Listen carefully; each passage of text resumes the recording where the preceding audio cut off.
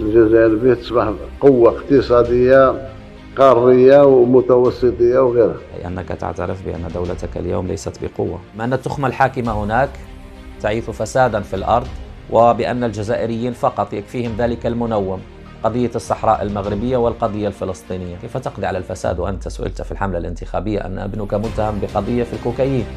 لم يفوت الفرصة إلا وأن يشير إلى قضية الصحراء المغربية، وحاول أن يجر إيطاليا ويعطي مادة دسمة للإعلام، فقامت بتقديم أثمان تفضيلية للحكومة الإيطالية، لعل وعسى تغيظ إسبانيا، لعل وعسى تنتزع موقف مناهض لمغربية الصحراء. ماذا حدث أيها الأصدقاء؟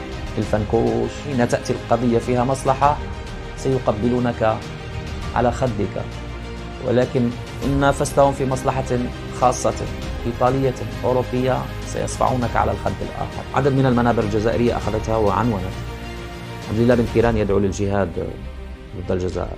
كيف يمكن أن تتخيلوا أن يكون هناك حرب ما بيننا؟ أنتم تدعون للحرب، قالها رئيسكم، قال قطعنا العلاقات لنتجنب الحرب. أنتم لديكم عقلية الحرب الباردة، تفكرون في ذلك.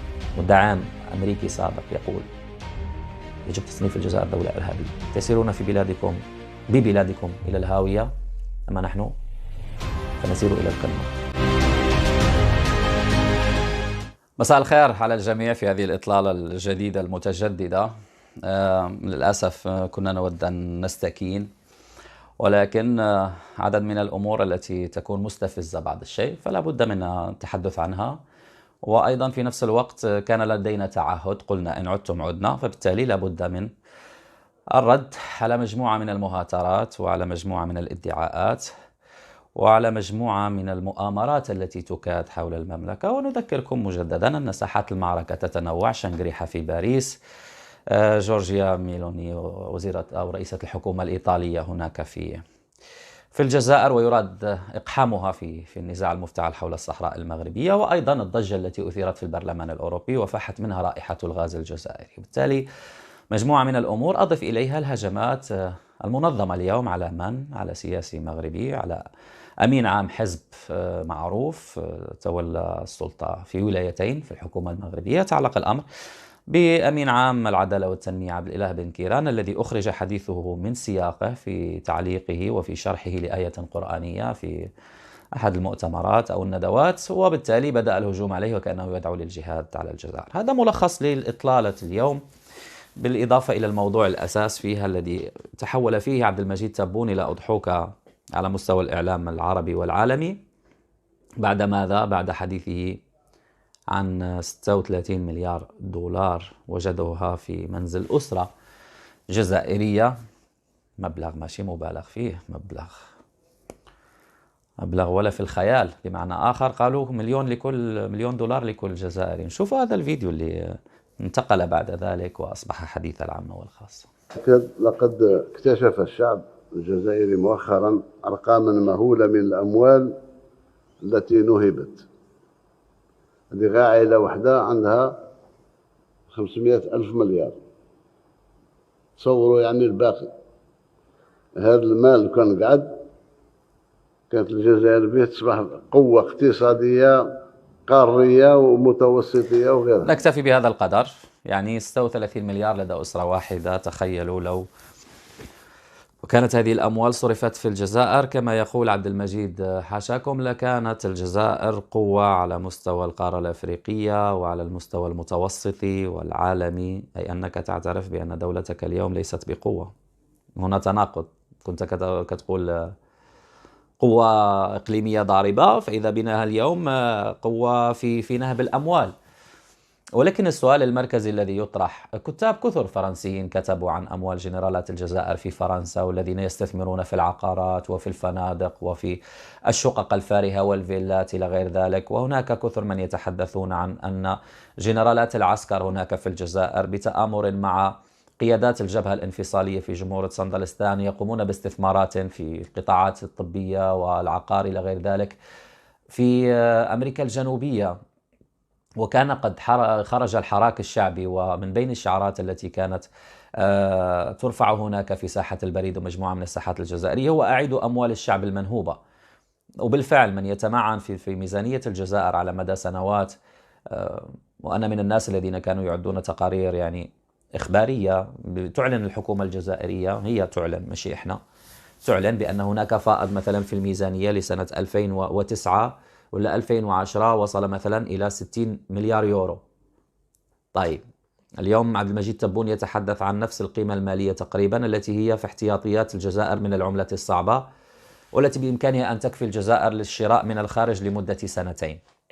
لو أردنا أن نقيم مقارنة بسيطة جدا، لو افترضنا جدلا بأن ارتفاع أسعار الغاز والبترول الذي لم ينزل إلى مستوى يعني على مدار 10 سنوات مثلا، دون النظر إلى الأزمات اللي كان كيوصل فيها البرميل ل 130 ولا 135 ولا 120، مع أنه السعر التي تضعه الحكومات هو كيكون ما بين 60 إلى 80 دولار. نفترض جدلا على مدى 10 سنوات بفائض ميزانية مثلا نقول 70 80 مليار دولار، 60 40 50 مليار دولار، يعني 500 مليار دولار في نصف تريليون دولار في 10 سنوات.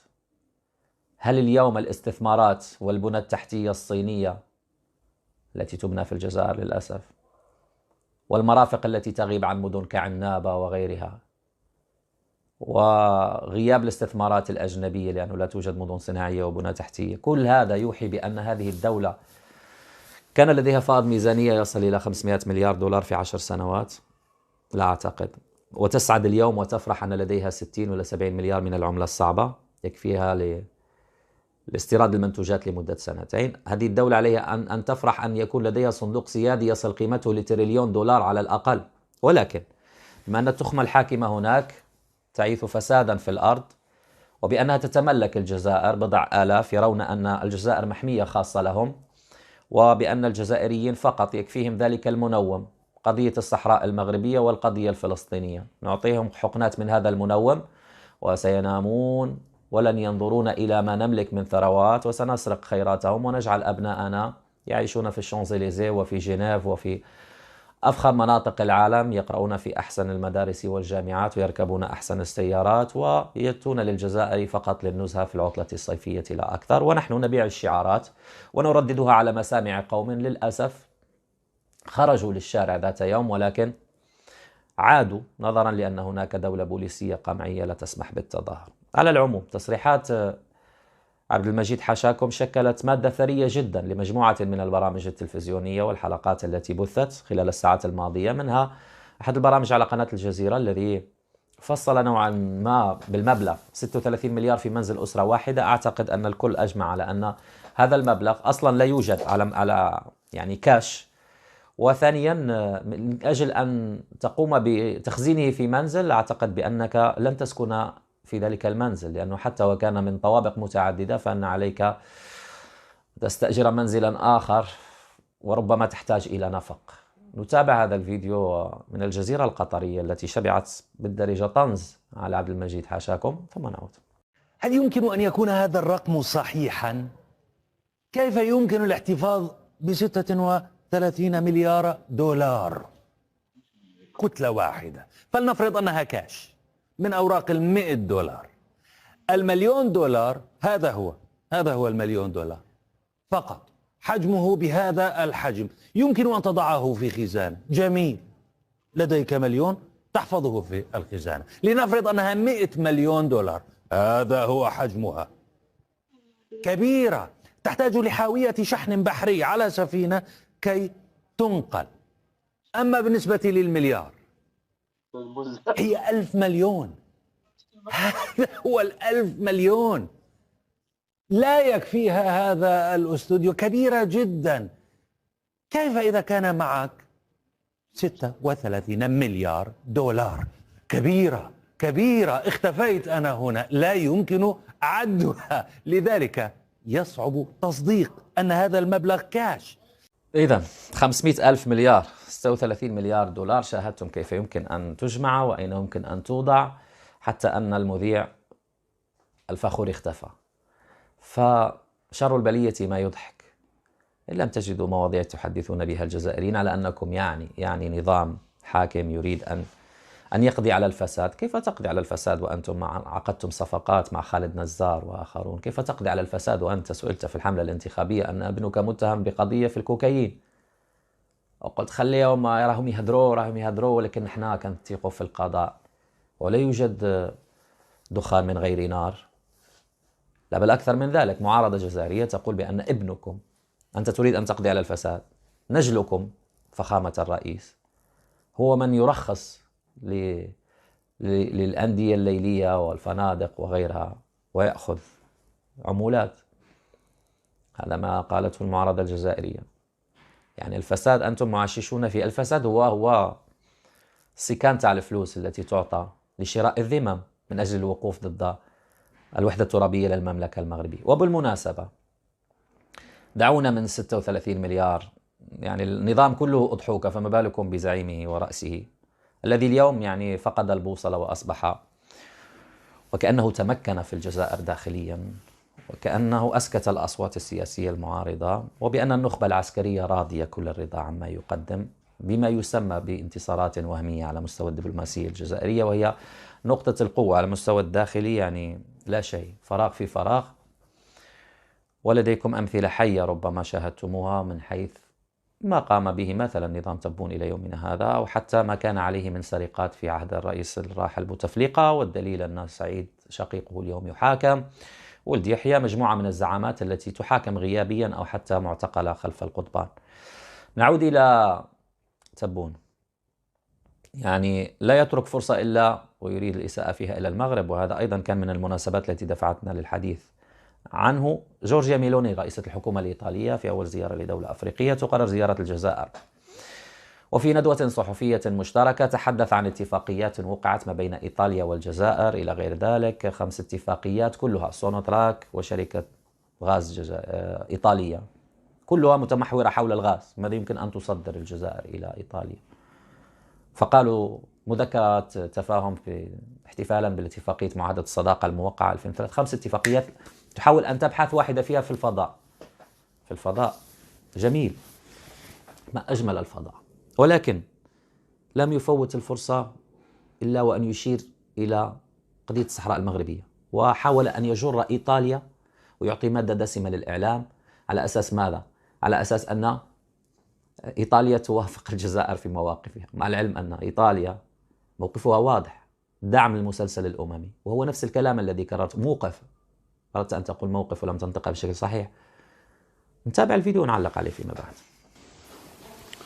وفيما يتعلق بقضية الصحراء الغربية، أنوه بالموقف الإيجابي والمتوازن لإيطاليا الداعي إلى إيجاد حل عادل لهذه القضية في إطار ما نصت عليه قرارات الأمم المتحدة، وبما يمكن الشعب الصحراوي من حقوقه المشروعة.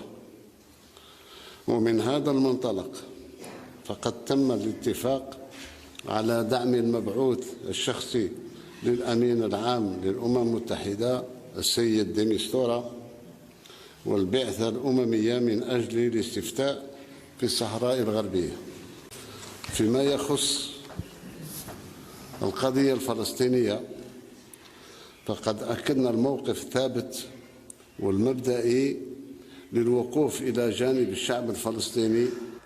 نكتفي بهذا القدر. والله لهذا المؤتمر الصحفي فكرني برئيس الوزراء الإيطالي الذي يعني سقطت حكومته في إيطاليا أيام بعد ذهابه إلى الجزائر، وكانت إبان يعني اشتعال الحرب الطاقية في أوروبا، نايضة في أوروبا بكل ما تحمل الكلمة من معنى.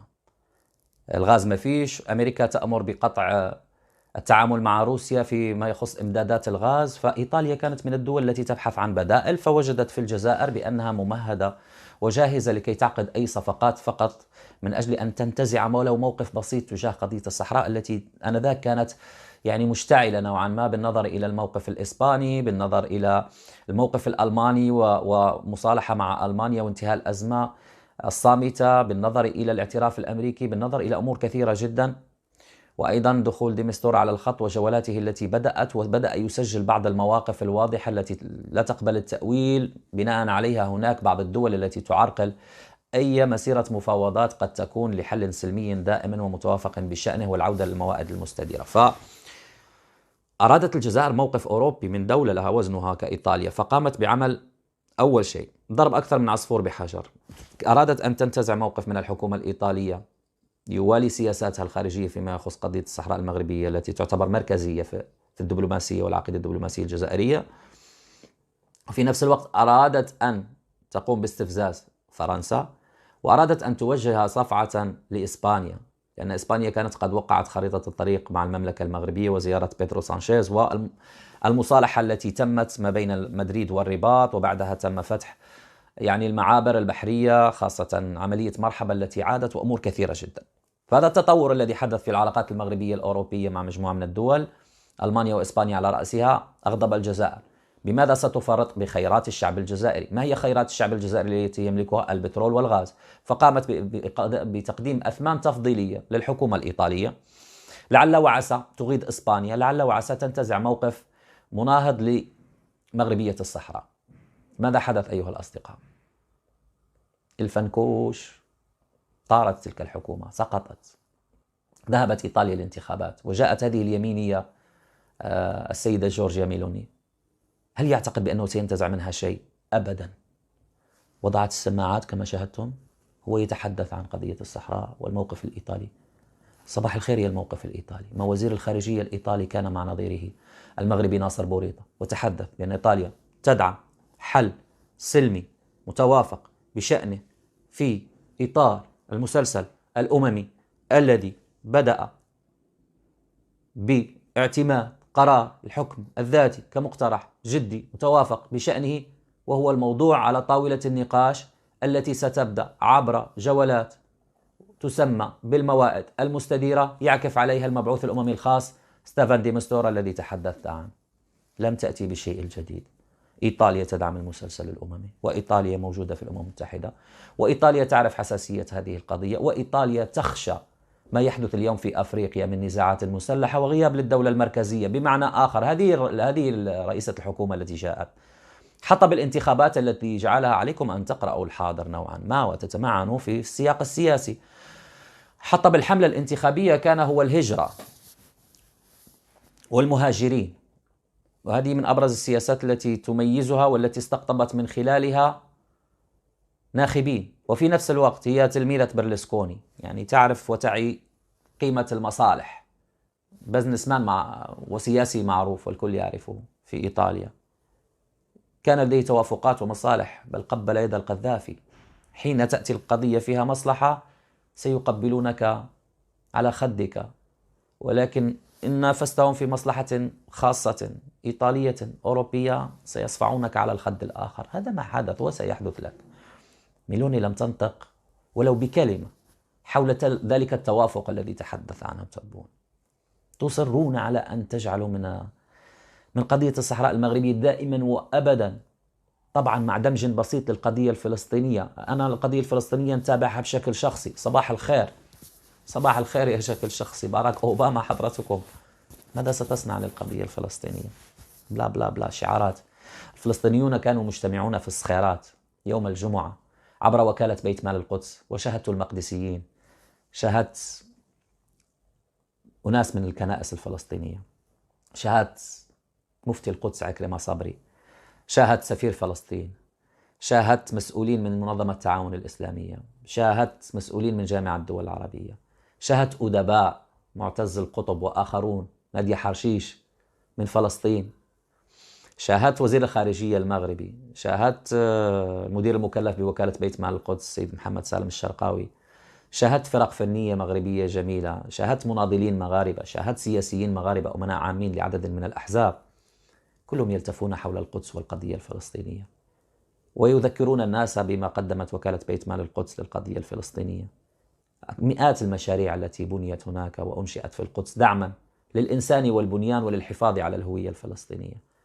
بالمقابل مئات الخطابات التي يصدح بها الساسة بالجزائر، ولا تقدم ولا تؤخر، بل إن الدولارات تعطى من تحت الطاولة لأشخاص وليس لوطن.